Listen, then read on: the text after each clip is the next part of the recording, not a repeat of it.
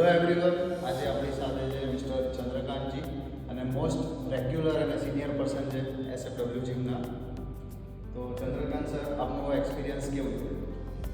મારું નામ ચંદ્રકાંત અને હું અહીંયા ગોતામાં જ રહું છું અને મને 2020માં મારું બાયપાસ સર્જરી કરાવેલું. હું લગભગ 16 ટેબ્લેટ લેતો રોજની, સવારે 8 અને રાત્રે 8.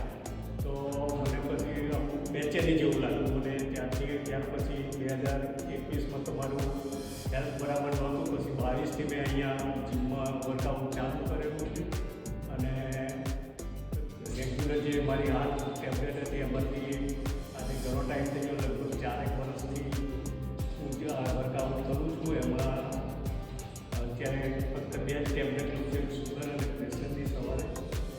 પછી બીજી બાકીની ટેબ્લેટો બંધ કરી અને હેલ્ધી લાઈફ જીવું છું અને ડેઈલી સવારે 6 વાગે ઉઠીને લગભગ 6-7 વાગે જીમમાં વર્કઆઉટ ચાલુ કરું છું અને લગભગ કન્ટિન્યુ 1 કલાક રેસ્ટ વગર ચાલુ રાખું છું. એટલે સાંભળ્યું તમે, કન્ટિન્યુઅસ 1 કલાક કન્સિસ્ટન્ટ વર્કઆઉટ, એટલે એમનું સ્ટેમિના એટલું બિલ્ડઅપ થઈ ગયું છે કે હવે રેગ્યુલર વર્કઆઉટ કરી શકે છે વિધાઉટ એની કે ભાઈ રેસ્ટ લેવું પડશે, નહીં થાય મારાથી, કોઈ એક્સક્યુઝ નથી અને મોસ્ટ રેગ્યુલર પર્સન છે.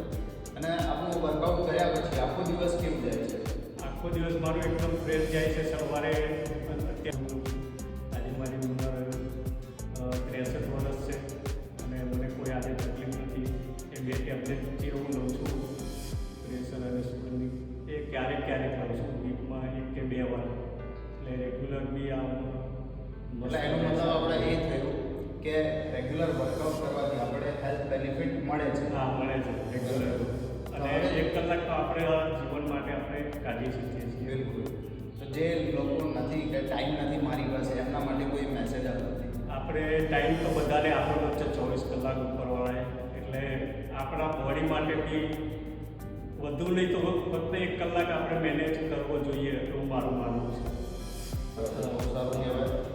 અને આપણો SFWમાં વર્કઆઉટમાં કેવું તમને ફીલ થાય છે? અહીંયા કેવું એન્વાયરમેન્ટ મળે છે? એન્વાયરમેન્ટ બહુ સરસ છે, સ્ટાફનો બહુ સહકાર છે, સ્ટાફ એકદમ ફ્રેન્ડલી આપણી સાથે કનેક્ટ થાય છે અને બધા રિસ્પેક્ટથી બોલે કે ભાઈ સર, મેડમ, કોઈ કાકા કે એવું કંઈ મને કહેતા નથી.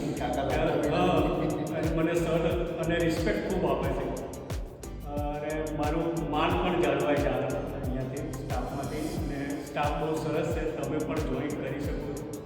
અને જેમ આપણે સમજો કે અહીંયા એવું લાગે છે કે યંગ જનરેશન માટે જ છે કે કોઈ પણ એજ માટે અહીંયા આવી છે? ના, અહીંયા તો તમે જો મારી ઉંમર 60+ છે, મને અહીંયા આ બધાને યંગ લોકો સાથે રહીને મને પણ મારું યંગેસ્ટ યાદ આવી જાય છે. આજે હું 63નો છું પણ મને 36નો આપણે અનુભવ થાય છે. તો આ બધાને જોઈને હું રેગ્યુલર વર્કઆઉટ કરું છું. Thank you very much sir, આપનો ટાઈમ આપવા માટે.